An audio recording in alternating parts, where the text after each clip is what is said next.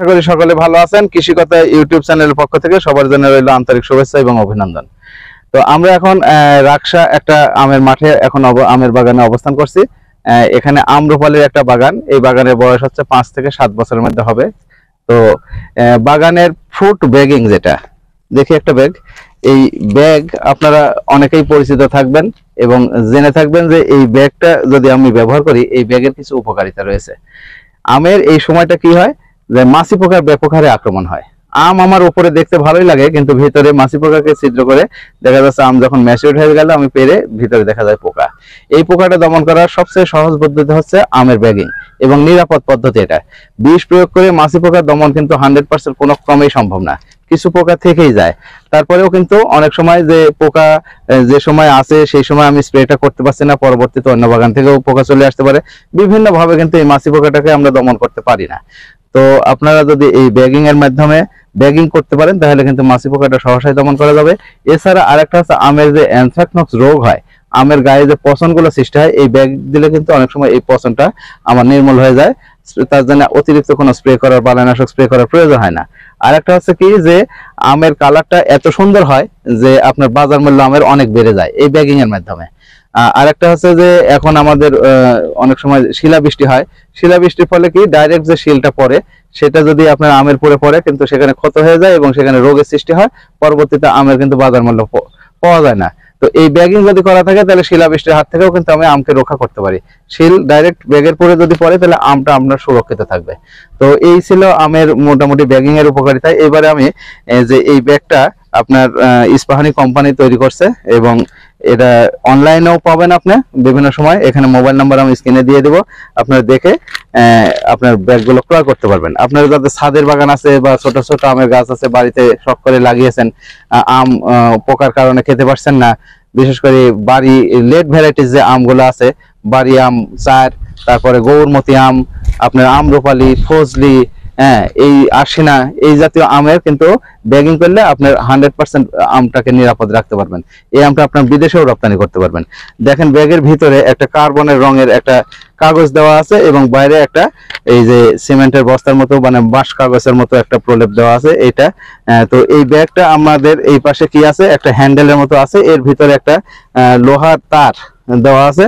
তো আমরা এই ব্যাগটা কি করব যে আমের ভিতরে ঠিক আমটা, এই যে আম, এই আমটা ব্যাগের মাঝামাঝি, নিচেও যতটুকু থাকবে উপরেও ঠিক ততটুকু থাকবে। এই আমটা ব্যাগের ভিতরে ঢোকানোর পরে আমি দেখবো যে মাঝামাঝি জায়গায় এসছে কিনা।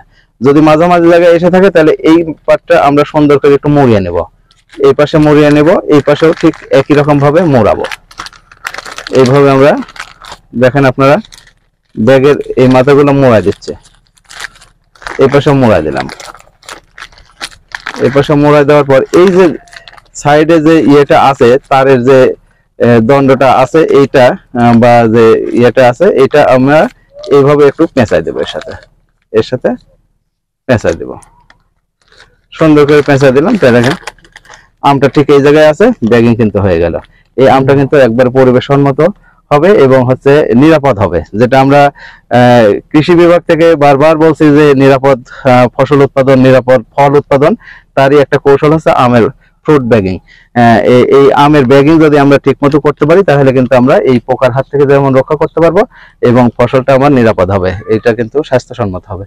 তো আমাদের এই প্রযুক্তি যে কৃষক বাস্তবায়ন করছেন তার সাথে আমরা একটু পরিচিত হই। জনাব মোহাম্মদ আখতার হোসেন, উনি হচ্ছে একাধারে শিক্ষকতা পেশার সাথে আছে এবং পাশাপাশি সে কৃষিটাকে এত ভালোবাসে যে কৃষিতে তার কিন্তু ব্যাপক অবদান ইতিমধ্যে রেখেছে। তার অনেকগুলো লিচুর বাগান আছে, তার আমের বাগান রয়েছে, এছাড়া বিভিন্ন বাড়িতে কিন্তু ফলমূলের তার চাষ রয়েছে। তো মাস্টার সাহেব, আপনি এইটা কোথায় থেকে উৎসাহটা পেলেন, এই ব্যাগিং, আমের যে ব্যাগিং এবার আপনি করছেন, এটার উৎসাহটা কোথায় থেকে পেলেন আপনি? উৎসাহ বলতে আমি আগে শুনছি যে ব্যাগিং করলে দেখা যাচ্ছে অনেক সুবিধা, আর কৃষি অফিসের মাধ্যমে আমি এই জিনিসটা উৎসাহটা পাইছি এবং এটা আমি এবার এই জন্য আমি করতেছি যে যাতে আমার আমটা বিষমুক্ত এবং ভালো আম পাই, এই জন্য আমি এই জিনিসটা করতেছি। আচ্ছা, অবশ্যই আপনার লাভবান হন এই কামনা করি।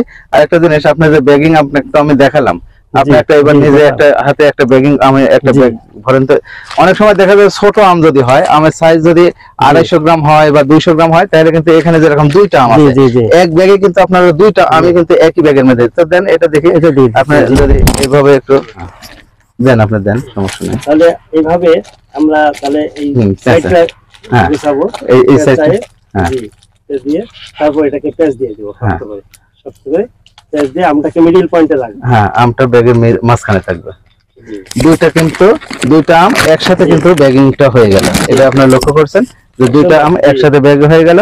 এটা কিন্তু আপনার আর স্প্রেও করতে হবে না, কিছু করতে হবে না। তো আমের আমি যেটা বললাম যে এই ব্যাগিং করার সঠিক সময়টা কখন, সঠিক সময়টা হচ্ছে যে ব্যাগিং আপনি কখন করবেন, এই আমের বয়স যখন গুটির থেকে 30-40 দিন হয়ে যাবে, অর্থাৎ লাস্ট স্প্রে যখন আমরা দিব, লাস্ট স্প্রেটা দেওয়ার পরে কিন্তু আমরা ব্যাগিংটা করে দেব। তো এই বাগানের কিন্তু এখন এই গুটির যে বয়সগুলো হয়েছে প্রায় 40 দিনের মতো হয়েছে। তো এখনই কিন্তু আমের ব্যাগিং করার সবচেয়ে উপযুক্ত সময়। এই সময়টাই কিন্তু ফ্রুট ফ্লাইটা আক্রমণ করে থাকে। আর এখন আমার নিশ্চিত হয়ে গেছে যে আম ঝরা বা পড়া যেগুলো, সেগুলো কিন্তু অলরেডি ঝরে গেছে বা পড়ে গেছে। এখন যে আমগুলো আছে এগুলো কিন্তু 100% টিকে যাবে। এটা দেখে নিয়ে কিন্তু আমি ব্যাগিংটা করছি।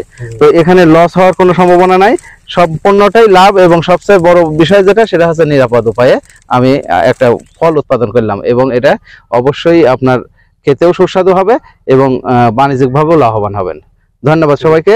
আমার এই ভিডিওটা দেখে যদি কেউ উপকৃত হয়ে থাকে, তাহলে অবশ্যই চ্যানেলটি সাবস্ক্রাইব করে পাশে থাকবেন। দেখা হবে পরবর্তী কোনো নতুন কৃষি কথা নিয়ে। সে পর্যন্ত সকলে ভালো থাকবেন। ধন্যবাদ সবাইকে।